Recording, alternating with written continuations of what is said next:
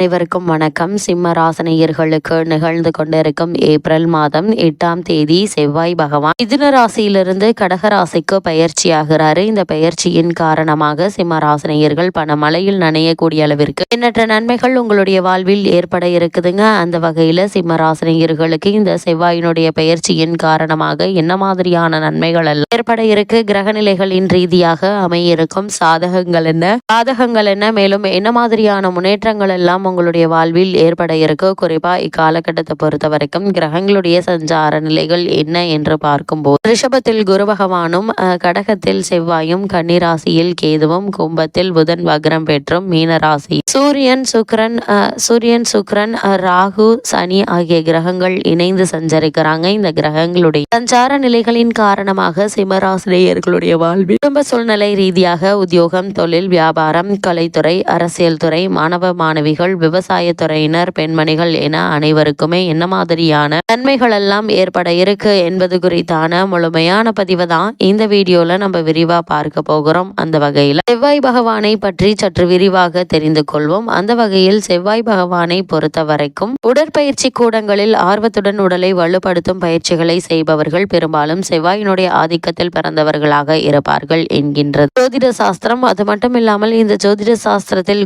பூமிக்காரகன் என்று அழைக்கப்படும் செவ்வாய் இளமை துடிப்புள்ள கிரகம். செவ்வாய் சிவந்த நிறம் கொண்டவர் என்பதால் சிவப்பு நிறத்திற்கு இவரே அதிபதியாகிறார். பூமிக்காரகன் என்பதால் மண்ணில் செய்யக்கூடிய விஷயங்கள், மண்ணால் செய்யக்கூடிய மண்பாண்டங்கள், நெருப்பு சம்பந்தமான வேலைகள், ரத்தம் சம்பந்தப்பட்ட மருத்துவ விஷயங்கள், ஆயுதம் சம்பந்தப்பட்டவை, இராணுவம், பவளம், துவரம் பருப்பு, வீரியம், இராணுவ தலைமை ஆகியவற்றிற்கு அதிபதியாகிறார். அது மட்டும் இல்லாமல் நவகிரகங்கள மனதை இளமையாக வைத்திருப்பவர் புதன் என்றால் உடலை இளமையாக வைத்திருப்பவர் செவ்வாய். ஆரோக்கியமான முறுக்கேறிய உடல் செவ்வாயை குறிக்கும். மிகச்சிறந்த விளையாட்டு வீரர்களை, போர் வீரர்களை உருவாக்குவதும் செவ்வாய்தான். குழந்தை முதல் வயோதிக பருவம் வரையிலான மனித வாழ்க்கையில் 35 வயதுக்குட்பட்ட இளைய பருவத்தை செவ்வாய் குறைக்கிறார். இந்த காலகட்டத்தில் தான் முன் யோசனை இல்லாமல் தடாலடியாக ஒரு விஷயத்தை செய்ய வைப்பாரு. அது மட்டும் இல்லாமல் பொதுவாக பலம் வாய்ந்த செவ்வாயினுடைய திசை ஒருவருக்கு நடக்குமானால் அவருக்கு உடலை பாதுகாக்கும் ஆர்வம் வரும். உடற்பயிற்சி நிலையங்களில் ஆர்வத்துடன் உடலை வலுப்படுத்தும் பயிற்சிகளை செய்வார்கள். பெரும்பாலும் செவ்வாயினுடைய ஆதிக்கத்தில் பிறந்தவர்களாக இருப்பார்கள். ஜாதகத்தில் செவ்வாய் வலுப்பெற்று இருப்பதை பொறுத்தே சொந்த வீடு, நிலம், மாட்டுப்பண்ணை, பண்ணை வீடுகள் அமைத்து தர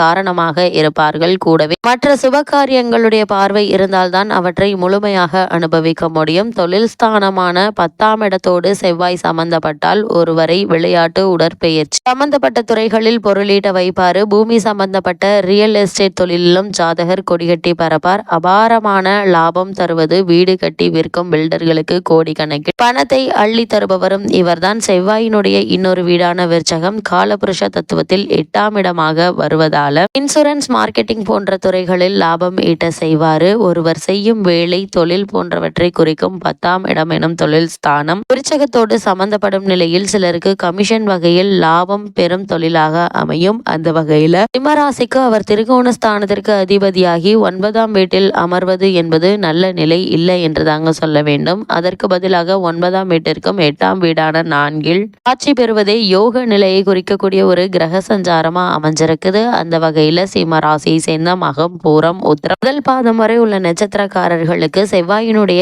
இந்த பெயர்ச்சியின் காரணமாக என்ன மாதிரியான நன்மைகள் எல்லாம் உங்களுடைய குடும்ப சூழ்நிலை ரீதியாக ஏற்பட இருக்கு என்று பார்க்கும்போது உங்களுடைய ராசிக்கு 2ஆம் இடத்திற்கு அதிபதி புதன், அவர் லாபாதிபதியும் கூடங்க. அவர் 7இல் சனியோடு இணைந்து உங்களுடைய ராசியை பார்வையிடுகிறாரு. கொஞ்சம் நிதானமாக சரியாக ஆலோசித்து செயல்களை செய்ய வேண்டியதன் அவசியத்தை இந்த கிரக நிலைகள் குறிப்பிட்டு காட்டுது. அது மட்டும் இல்லாம இக்காலகட்டத்தை பொறுத்த வரைக்கும் எதிர்பாராத பல முன்னேற்றங்கள் உங்களுடைய வாழ்வில் ஏற்படக்கூடிய ஒரு தருணமா தான் இக்காலகட்டம் அமைஞ்சிருக்குதுங்க. அப்படி செய்தால் ஏமாற்றமாக இருக்குங்க. தாய் வழி உறவுகளால் நன்மை உண்டு. அது மட்டும் இல்லாமல் இவ்வளவு நாட்களாக எந்த ஒரு ஆதரவும் இல்லாமல் தவித்து வந்த உங்களுக்கு நல்ல ஒரு முன்னேற்றம் ஏற்பட இருக்கு. குறிப்பா பொருளாதார ரீதியான எதிர்பாராத பல முன்னேற்றத்தை தருணங்கள்ல நீங்கள் தாராளமாக எதிர்பார்க்கலாங்க. அதே போல இந்த காலகட்டத்தை பொறுத்த வரைக்கும், அதாவது இந்த செவ்வாயினுடைய பயிற்சி தருணங்கள்ல வருமானம் என்பது நன்றாகவே இருக்குங்க. உங்களுடைய ராசிக்கு 11ஆம் இடத்தில் இருக்கும் செவ்வாய் தற்போது 12ஆம் இடத்திற்கு பயிற்சியாகிறார். இதனால உங்களுக்கு எதிர்பாராத பல யோக பலன்களை உங்களுக்கு வாரி வழங்க இருக்கிறாரு. இதனால உங்களுடைய மன வலிமையை அதிகரிக்க இருக்கிறாருங்க. எந்த ஒரு செயலையும் துணிச்சலாக மேற்கொண்டு வெற்றி காணக்கூடிய ஒரு தருணமாக தான் இக்காலகட்டம் அமைஞ்சிருக்குது என்பதை செவ்வாயினுடைய இந்த பெயர்ச்சி காலம் தெரியப்படுத்துதுங்க. அதே போல ராசிநாதன் அஷ்டமத்தில் இருப்பதாலும் ராகுவோடு இணைந்திருப்பதாலும் எந்த காரியத்தை செய்தாலும் மிகுந்த கவனத்தோடு செய்யுங்க. அவசரப்பட்டு வண்டி வாகனங்களை ஓட்ட வேண்டாங்க. அதே போல் நல்ல உணவையும் தூக்கத்தையும் ஏற்படுத்தி கொள்ளுங்க. காரணம், இவை உங்களுக்கு கிடைக்காத சூழ்நிலையில்தான் இந்த காலகட்டங்கள்ல நிகழ்ந்து கருத்து வேறுபாடுகளை நிச்சயமாக நீங்கள் தவிர்க்க வேண்டும். அப்படியே குடும்பத்தாருடனோ அல்லது கணவன் மனைவியுடனோ கருத்து வேறுபாடு ஏற்படும் பட்சத்தில் ஒருவருக்கொருவர் விட்டு கொடுத்து அனுசரித்து நடந்து கொள்வது மிக மிக நல்லது என்பதை கிரக நிலைகள் மீண்டும் மீண்டும் உங்களுக்கு அறிவுறுத்துதுங்க. இந்த காலகட்டத்தை பொறுத்த வரைக்கும் எதிர்பாராத பல முன்னேற்றங்கள் உங்களுடைய வாழ்வில் ஏற்பட இருக்கு. சிம்மராசினியர்களை பொறுத்த வரைக்கும் இந்த காலகட்டங்கள்ல வருமானம் என்பது உங்களுக்கு நல்லபடியாகவே நீடிக்குதுங்க. இருந்தாலும் பண வரவை விட செலவுகள் என்பது சற்று அதிகமாக தாங்க இருக்கும். இருந்தாலும் நீங்கள் கடன் வாங்க வேண்டிய எந்த ஒரு அவசியமும் இருக்காதுங்க. ஏதாவது ஒரு வகையில் உங்களுக்கு வருமானம் என்பது இருந்து கொண்டே இருப்பதால கடன் வாங்க வேண்டிய நிர்பந்தம் ஏற்படுவதற்கான வாய்ப்புகள் இல்லைங்க. அதே போல் நெருங்கிய உறவினர்களிடையே ஏற்பட்டு வந்த கருத்து வேற்றுமையும் தேவையற்ற வாக்குவாதமும் நீங்கி நல்ல ஒரு ஒற்றுமை ஏற்பட இருக்குது. சப்தமஸ்தானத்தில் நிலை கொண்டுள்ள சனி பகவானால் கணவன் மனைவிக்குள் ஏற்பட்டு வந்த தேவையில்லாத அபிப்பிராய பேதங்கள் நீங்கி இருவருக்குள்ளும் அன்பும் அந்யோன்யமும் அதிகரிக்க இருக்கு.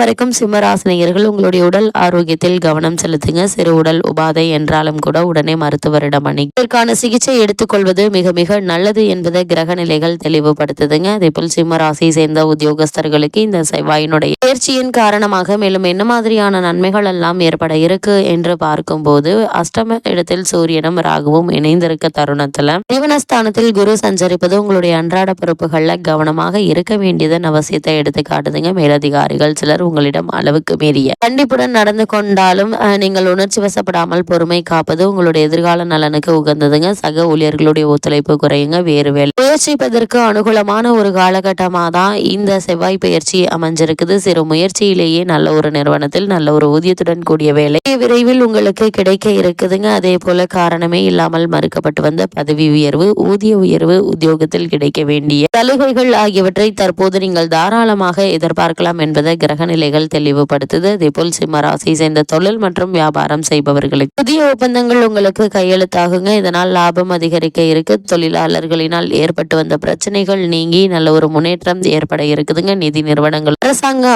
ஆதரவும் உங்களுக்கு கிடைக்க இருக்குதுங்க. புதிய முதலீடுகளை மட்டும் கண்டிப்பாக தவிர்க்க வேண்டும் என்பதை கிரக நிலைகள் மீண்டும் மீண்டும் அறிவுறுத்துதுங்க. இந்த ஒரு செயலை செய்வதற்கு முன்னரும் ஒரு முறைக்கு பல முறை ஆழ்ந்து சிந்தித்து செயலாற்றுவது நல்லதுங்க. எடுத்தோம் கவுத்தோம் என்ற எந்த செயலிலும் ஈடுபடாமல் அதிக கவனம் மிக மிக நல்லது என்பதை கிரக நிலைகள் மீண்டும் மீண்டும் உங்களுக்கு அறிவுறுத்துது. அதே போல் சிம்மராசினியர்களுக்கு இந்த செவ்வாய் பயிற்சி காலகட்டங்களில் கிரக நிலைகளின் ரீதியாக கூறப்படும் பரிகாரம் என்ன என்று பார்க்கும்போது, ஞாயிற்றுக்கிழமை அருகாமையில் உள்ள சிவன் கோவிலுக்கு செல்லுங்க. தினசரி எழுந்தவுடன் கிழக்கு நோக்கி நின்று சூரிய உதய காலத்தில் சூரியனை வணங்குங்க. எண்ணற்ற நன்மைகள் உங்களுடைய வாழ்வில் ஏற்படும்.